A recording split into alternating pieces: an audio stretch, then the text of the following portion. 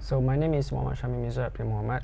So today I'm gonna talk about regarding the bone growth topic, which is endochondral ossification. So there are two main forms of ossification or bone formation, which is intramembranous ossification, but we're gonna focus on endochondral ossification here. So we will go a few steps that I think people might overthink this, and they make this way more confusing than they need to be. So our bones in our mother's womb started as a hyaline cartilage framework. So cartilage framework is a vascular bone with a cartilage framework with blood vessels show up. Cartilage is slowly converted into bone tissue, and then we'll talk about what happens there at the end, but just try not to overthink this. So let's go ahead and dive with endochondral ossification. So the ends of your long bone are still covered with hyaline cartilage, so it's not like hyaline cartilage was laid down at the end of your long bone. Your long bones were hyaline cartilage, but at the end it's becoming the bone. So as you can see here, the cartilage, and then as we travel to the next picture, they kept the cartilage is going to slowly start to become calcified matrix. That's going to open these spaces, and these spaces are going to allow blood vessels to show up. So we started with cartilage. So cartilage starts to become calcified and opens up a bit, and then we have blood vessels showing up. And that then an image, as you can see, is going to be what begin the formation of the primary ossification center. Primary ossification centers are going to be in this shaft of your long bones. So as blood vessels show up, what they do is they bring fibroblasts with them, and these fibroblasts become osteoblasts, and that's going to be where bone starts to develop. And the first bone to develop is just like the fracture healing. The first type of bone to develop is going to be spongy bone, and then it's going to be slowly become a dense and a compact bone in some areas.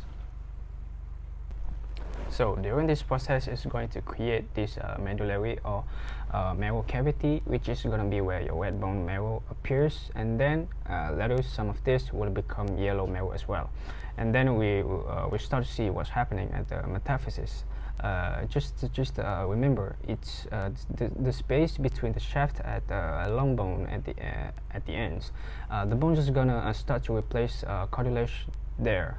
That's how our bones are going to get longer, and that's gonna play a big role in bone lengthening.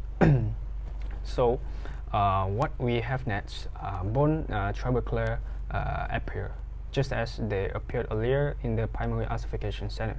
The areas of bone formation in the epiphysis are called secondary ossification centers. The larger the bones of the body can have several ossification centers in each epiphysis. What's happening next is blood vessels. New capillaries are going to show up at the epiphysis in the end of your long bones, and that's going to create secondary ossification centers. So just remember, primary ossification centers are going to be in shaft of a long secondary ossification or diapophysis.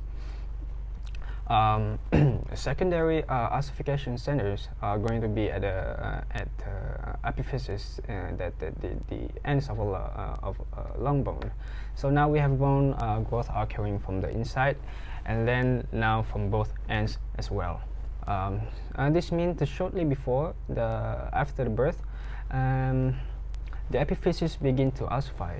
Firstly, the cartilage in the center of each epiphysis calcifies and degenerates. Then a bud containing the epiphyseal vessels invades each epiphysis. So we're near the end now. Here, as you notice, that it's starting to look like a bone, and also looks a lot like a spongy bone has now been remodeled into the compact bone at the shaft. And now we have the ends of the bone are now becoming the spongy bone. So the key now is epiphyseal plate. So at the metaphysis, the junction where the shaft and the ends of a long bones connect. We're going to have a cartilage. So now cartilage cells are being laid down and they're becoming bones.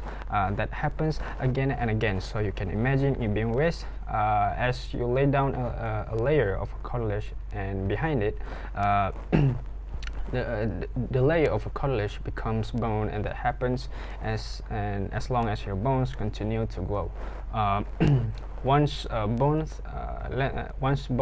lengthening has ended, the bone is going to catch up, and there won't be any more calcium.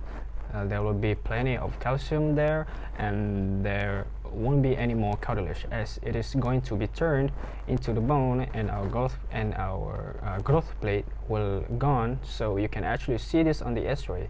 So and then I'll show you guys an image, but the growth plate is called an epiphyseal plate, and you can see that as an opening or in an X-ray, because you don't quite see the cartilage or an X-ray. But then once bone lengthening has ended, the epiphyseal plate will become an epiphyseal line.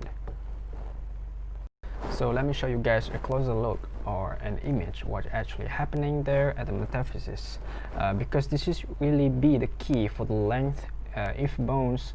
So just remember, we have our primary ossification center in the shaft, our secondary ossification centers at the ends, but between the two bones is growing longer, because as you see here, new cartilage cells being laid down there, being calcified and turned into the bone. And just imagine this is actually happening from the top down here. So those cells layers are being laid down.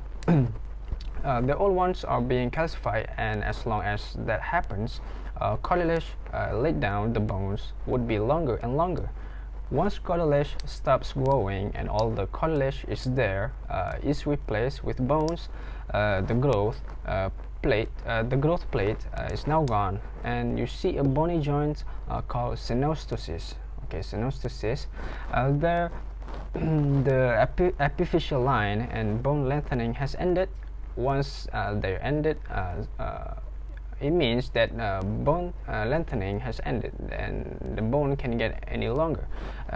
The bone can change, it can remodel, it can be bigger if you start lifting weights, or lose gain, or gain weights, or start lifting some heavy things. But it cannot get any longer once that epiphyseal line is there.